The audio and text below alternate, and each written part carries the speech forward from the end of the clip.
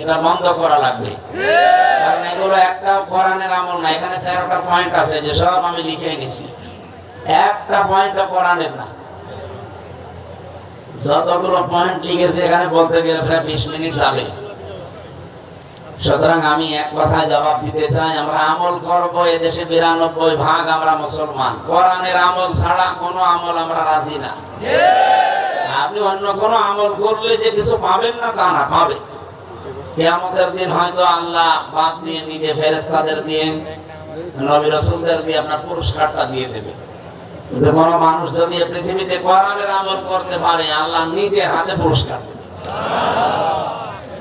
আমার মনে হয়, এখানে আমি ভুল বলছি কিনা জানি না, খালি আলেমরা বাদ দিয়ে এখানে অনেকে আমরা যারা বসে আছি, তারা এই কথা বলতে পারবেন না যে এখন যে কোরআনের আমল কয়টা পারবেন বলতে? অনেকেই আমরা জানি। অথচ আমার আমিলা বিহি ওজিরা, যারা কোরআন দিয়ে আমল করবে তাদের পুরস্কার আল্লাহ নিজে দেবেন। আর আল্লাহ যদি কোনো বিষয়ে পুরস্কার দেয়, কত দেবেন সেটা আমাদের এই হিসাবে নেই।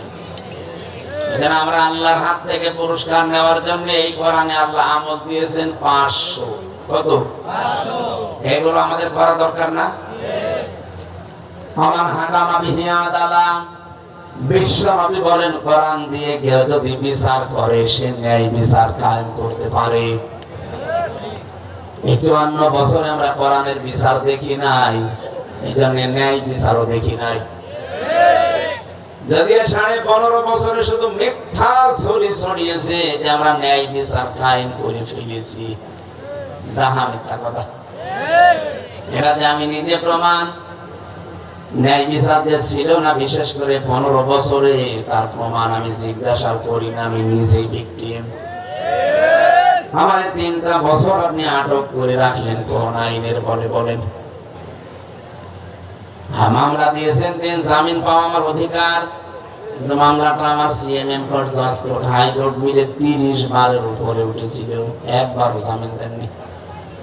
তার মানে এদেশে কোরআনের বিচার নেই, এই জন্য আমরা ন্যায় বিচার পাইনি, সব বিচার পেয়েছি।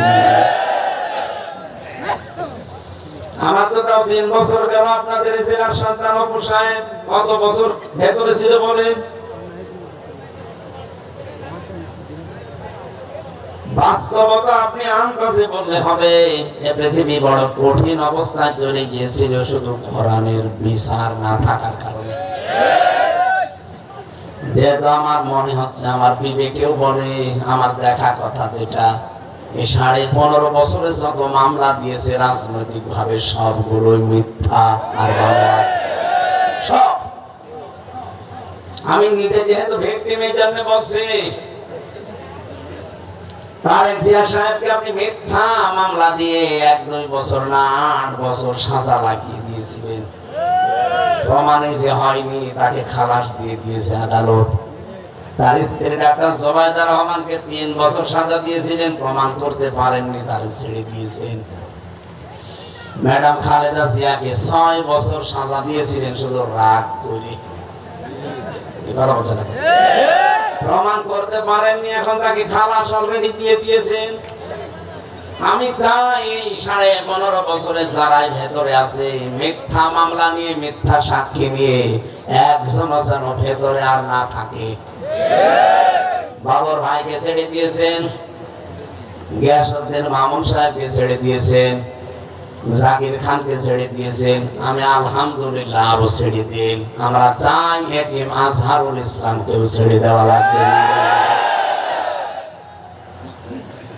এই কথা শুনলে অনেকে আমার চুলকানি ওঠে। না না, মানে তার যে সাক্ষীর ভিত্তিতে আপনি আটক করে রেখেছেন, একটা সাক্ষী নাকি দেখেছে 6 কিলোমিটার দূর থেকে, একজন 3 কিলোমিটার, একজন 1.5 কিলোমিটার, 6 কিলোমিটার দূর থেকে যে সাক্ষী দেখলো, ও কি বাস পাখি। পাওয়ার কত ছিল চোখের বলেন তো? এগুলো সব মিথ্যা বানোয়াট। শুধু একজন মানুষের হিংসার প্রতি হিংসার শিকার হয়ে দেশের হাজারো মানুষের জীবন নষ্ট হয়ে গেছে। সব জায়গায় আশ্চর্য এবং কঠিন লাগে যাদের আয়না ঘরে রেখে দিয়েছিল তাদের জন্য। আপনি নিজেকে একটু দাঁড় করান তো ওই জায়গায়। একটা জীবিত মানুষ, এদিকে 3.5 হাত, এদিকে 2.5 হাত, সামনে টয়লেট দেওয়া,